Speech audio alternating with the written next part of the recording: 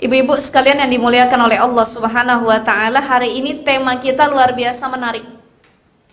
Istiqomah melakukan kebaikan. Saya pengen nanya sama ibu-ibu. Bu, istiqomah itu mudah atau sulit? Ibu ngaji tiap Sabtu mudah atau sulit? Sulit, ustazah. Ada aja penghalangnya, betul ya? Sholat 5 waktu di awal waktu mudah atau sulit? Sulit. Apalagi ustazah kalau tuh sholat isya. Ibu-ibu lagi nonton sinetron, bilang sama suami, entar dulu dah, tunggu iklan, baru kita wudhu sholat isya. Bahkan nunggu sinetronnya habis itu ketiduran sampai subuh. Ini makanya sholat yang paling berat itu sholat subuh sama sholat isya. Untuk istiqomah dalam kebaikan sulit, terutama saya pengen bahas terkait sholat. Awwalu ma yuhassabu bihil abdu yaumal qiyamah as-sholah.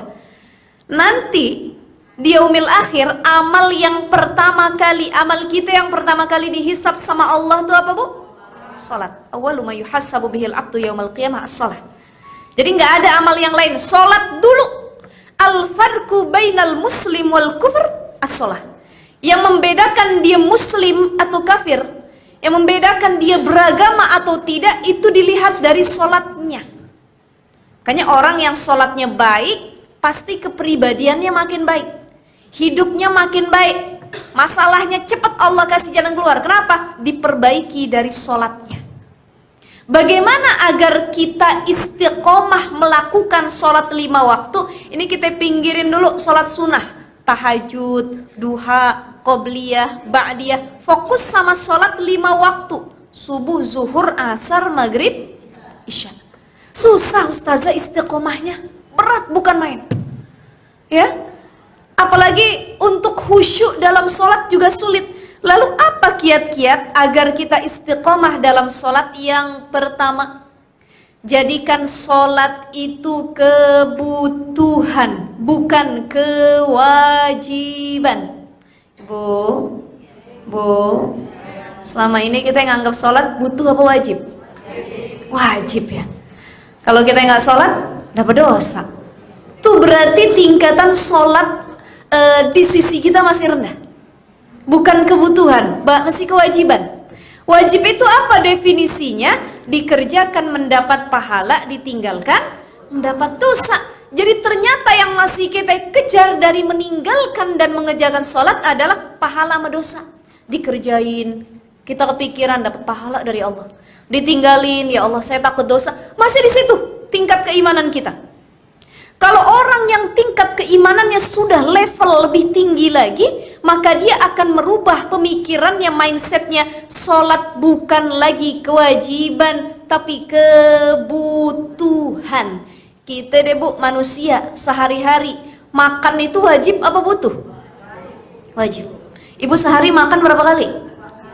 Wajib apa butuh? Wajib apa butuh? Butuh. Sehari makan 3 kali. Kalau sehari makan sekali, lemes, lapar, bawaannya ngomel mulu, berantem sama suami dan lain sebagainya. Kenapa? Karena makan itu jadi kebutuhan buat manusia. Minum butuh apa wajib? Butuh apa wajib? Butuh. Kita kalau nggak minum bisa dehidrasi, sakit dan lain sebagainya. Itu berarti kita sudah menganggap tidur butuh, bukan lagi wajib. Makan butuh, bukan lagi wajib. Kalau kita sudah menganggap sholat itu sebagai kebutuhan, bukan lagi kewajiban, berarti level iman kita sudah di atas rata-rata. Jadi insya Allah yang hadir, yuk kita rubah. Sholat kita bukan lagi kewajiban, tapi kebutuhan. Kalau makan, asupan jasmani. Sholat, zikir, baca Quran, asupan ruhani. Kita nggak sholat, kita belum sholat, ada yang kurang. Kayak hati kita belum dikasih makan, betul nggak Bu?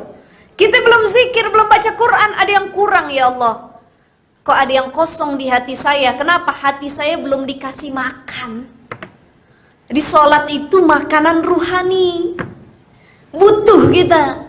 Kita ninggalin sholat, ada yang hilang rasanya. Kita lalai dalam sholat, Berbeda rasanya vibes kehidupan kita tuh yang harus kita ubah. Pertama, jadikan sholat sebagai kebutuhan. Siap Bu? Insya Allah. Yang kedua, agar sholat kita, khususnya sholat 5 waktu nih, yang sunnah pinggirin dulu, yang wajib ini. Bagaimana agar sholat wajib kita bisa diistiqomahkan? Ada orang sebenarnya dia tahu kewajibannya 5 kali sholat dalam sehari, tapi yang dikerjain cuma 2. Misalkan zuhur sama ashar, atau ashar doang dia kerjain. Ada muslim yang dia beragama cuma KTP Islamnya, betul nggak Bu?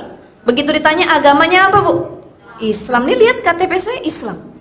Tapi sebenarnya dia bukan muslim yang sejati. Kenapa? Sholatnya masih belang bentong, ditinggalin. Gimana biar istiqomah? Yang kedua, fahami bahwa sholat yang kita lakukan adalah momentum curhat paling dekat dengan Tuhan atau Allah Subhanahu wa Ta'ala. Jadi sholat itu adalah waktu pendekatan sama Allah. Nih ibu sujud. Ibu sujud. Ketika sujud, banyakin baca doa. Apa doanya Ustazah? Subhana rabbiyal a'la wa bihamdi. Doa yang lain boleh? Boleh. Rabbighfirli wa liwalidayya warhamhuma kama rabbayani shaghira. Doa yang lain lagi boleh Ustazah? Boleh. Hasbunallah wa ni'mal wakil, ni'mal maula wa ni'man nasir, la haula wa la quwata illa billahil aliyil azim. Silahkan. Jadi waktu sujud adalah akrab, waktu yang paling dekat dia sama Allah. Jadi jangan sia-siain. Min atharis sujud, orang yang rajin sholat. Nih, kita bisa lihat kalau kita ketemu orang, lihat cahaya di wajahnya. Nih kayak ibu-ibu yang hadir mukanya bercahaya semua. Di bawah lampu soalnya. Tapi insya Allah min atharis sujud semuanya ya. Orang-orang yang rajin sholat semuanya gitu. Orang-orang yang rajin sujud bahkan melamakan sujudnya. Jadi orang yang rajin sujud itu banyak tandanya. Kalau laki-laki atau perempuan ya banyak katanya yang jidatnya hitam ya. Tapi nggak semua orang jidat hitam juga dia orang yang rajin sujud. Ada yang dia jidat hitam dia pentok, ya, dan lain sebagainya. Maka ada ciri yang lain, simahum fi wujuhim min atharis sujud. Ada cahaya yang berbeda dari wajah-wajah yang lainnya. Jadi orang kalau dia ahli wudhu, ahli sujud, sholatnya di awal waktu, itu bisa ngelihat Bu kita nih. Nih orang wajahnya nenangin. Biar mukanya nggak pakai skincare mahal, biar make upnya kagak mahal, ya make upnya cuma pipa doang, pipa, ya, bedak Kelly dia pakai ibaratnya. Cuman kalau kita ketemu sama nih orang, masya Allah, kok tenang ya wajahnya, ada cahaya yang nggak biasa. Padahal dia nggak pakai foundation, nggak pakai pelembab, dia nggak pakai cushion, ya dia nggak pakai apalah, apa tuh, itu ya, dia nggak pakai macem-macem. Tapi kalau kita ketemu kok teduh wajahnya, kok enak dipandangnya, kok ada cahaya yang berbeda-beda sama cahaya lampu, pokoknya enak melihatnya. Bisa jadi orang ini adalah orang yang punya tanda tadi min atharis sujud, rajin sujud, rajin wudhu.